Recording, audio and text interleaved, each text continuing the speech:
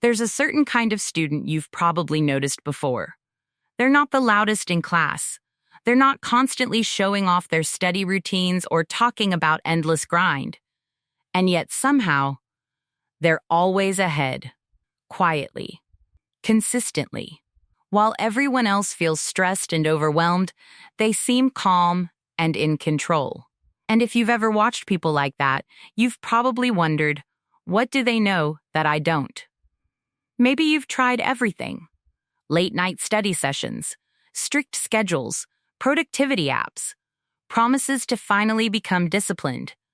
And still, your effort doesn't seem to turn into results.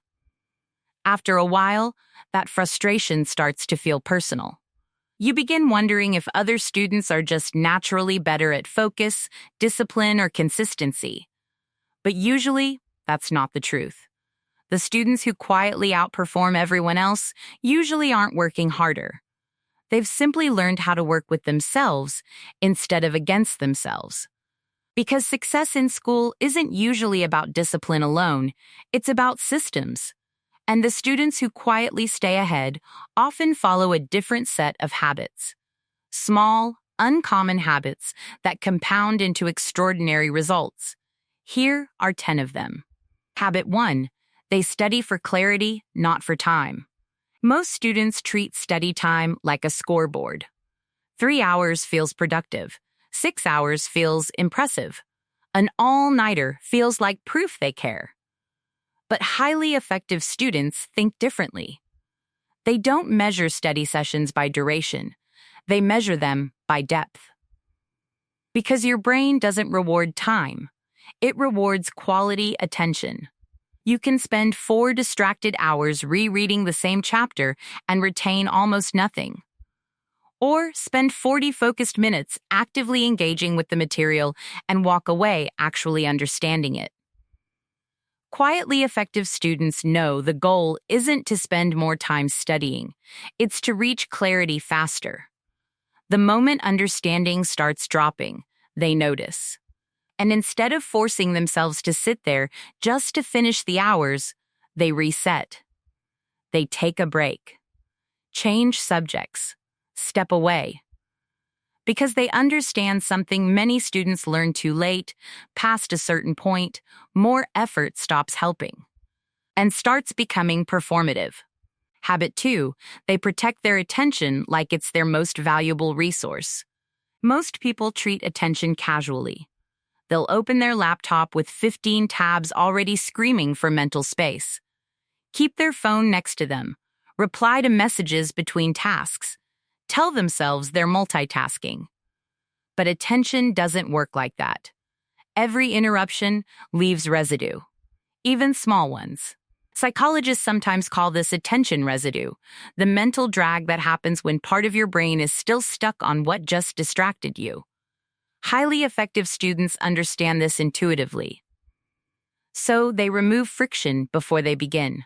Phone across the room. Notifications off. Clean workspace. One task open. Not because they have superhuman discipline. Because they rely less on discipline in the first place. They create environments where focus is the default. That's a huge difference. The average student tries to resist distraction. The effective student designs around it. And over weeks and months, that difference quietly compounds. Habit 3, they start before they feel ready. This one feels small, but it changes everything. Most students wait for the right state to begin, the right mood, the right motivation, the right burst of energy. And because that perfect mental state rarely arrives on schedule, they delay. Then delay again.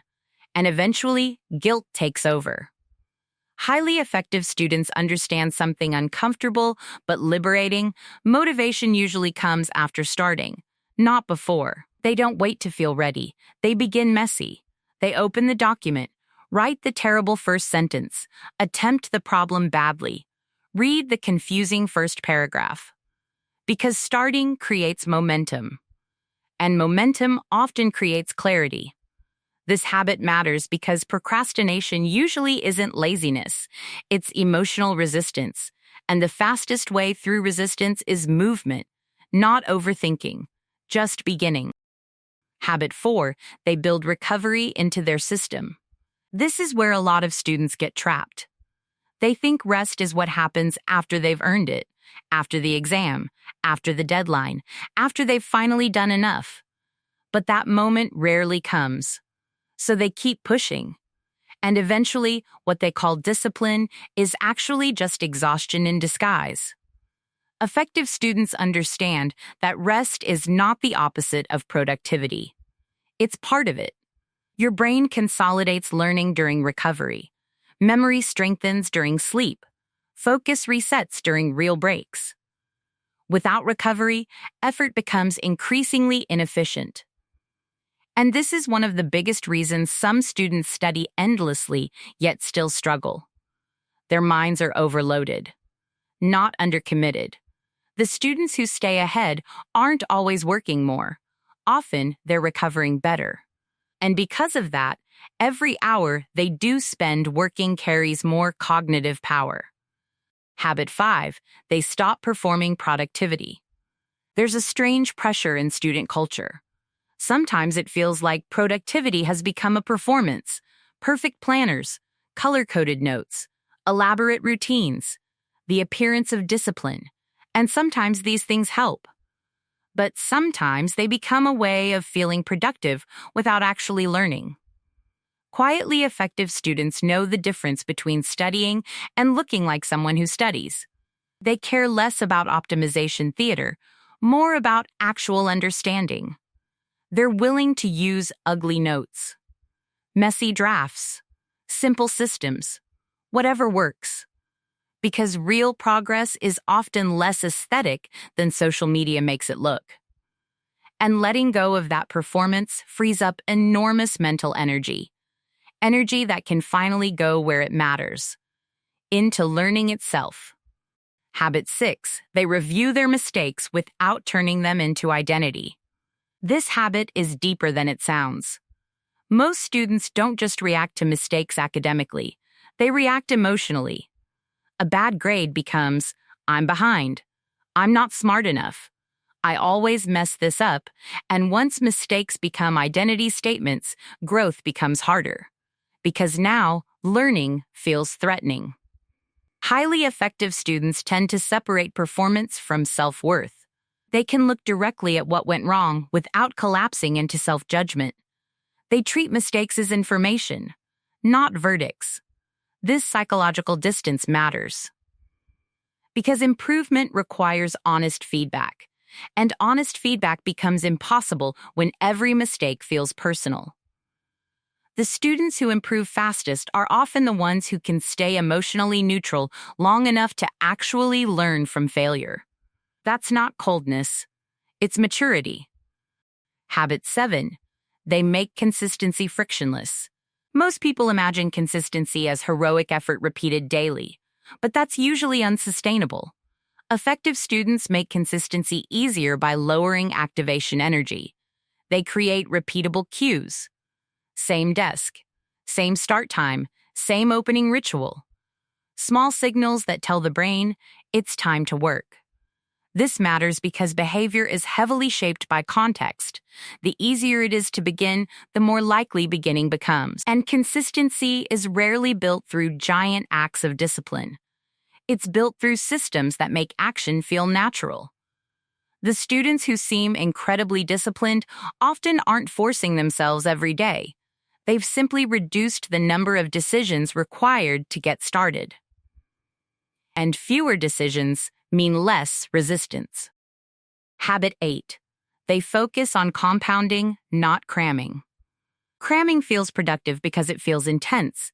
There's urgency, pressure, adrenaline, and sometimes it works just enough to become a habit. But it's rarely sustainable. Quietly effective students trust accumulation.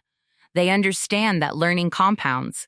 A little review today makes tomorrow easier, and next week easier, and next month easier. This mindset shifts everything. Instead of asking, how much can I force today? They ask, what can I build consistently over time? That's a calmer question, and usually a smarter one. Because real mastery is rarely dramatic. It's incremental, almost invisible while it's happening. Until one day, the gap between consistent and inconsistent effort becomes impossible to ignore. Habit 9. They question default advice. This is a rare habit because it requires confidence. A lot of students assume common advice must be correct. Wake up earlier, study longer, push harder, always do more. But effective students experiment. They notice what actually works for their mind. Maybe they focus best at night. Maybe shorter sessions work better. Maybe handwritten notes aren't helping. They adapt. Because productivity isn't universal, and blindly following advice can quietly keep people stuck. The goal isn't to copy what works for someone else. It's to understand yourself well enough to build systems that work for you. That flexibility is powerful because self-awareness almost always outperforms rigid imitation. Habit 10. They protect their inner dialogue. This might be the most important habit of all, because every external system eventually runs into an internal voice. And for many students, that voice is brutal. You're behind, you've already wasted too much time, you're not disciplined enough, you always mess this up. That kind of self-talk drains momentum faster than almost anything else. Effective students aren't necessarily more positive. They're just more careful with how they interpret setbacks. They don't turn one bad day into a larger story about who they are. They reset faster. And that matters. Because progress is rarely destroyed by one mistake. It's destroyed by the spiral that follows. The shame, the overreaction. The belief that one failure means starting over completely. The students who stay consistent know how to interrupt that spiral. They know how to say, today was off. Tomorrow matters more. And that quiet emotional regulation often matters more than any study technique. The real difference. If there's one thing to take from all of this, it's this. The students who quietly outperform everyone else usually aren't extraordinary in the way people imagine. They're not constantly inspired. They're not perfectly disciplined. They're not immune to distraction, burnout, or doubt. They've just learned how to stop making success harder than it needs to be. They've replaced force with systems, intensity with sustainability, self-judgment with adjustment. And maybe that's the real lesson. You probably don't need to become a completely different person. You probably don't need more pressure. You probably don't need to try harder in the way you've been taught. You might just need better defaults. Smaller shifts, quieter habits. Because effectiveness is rarely loud. It usually looks simple, calm, almost invisible, until enough time passes for the results to speak for themselves.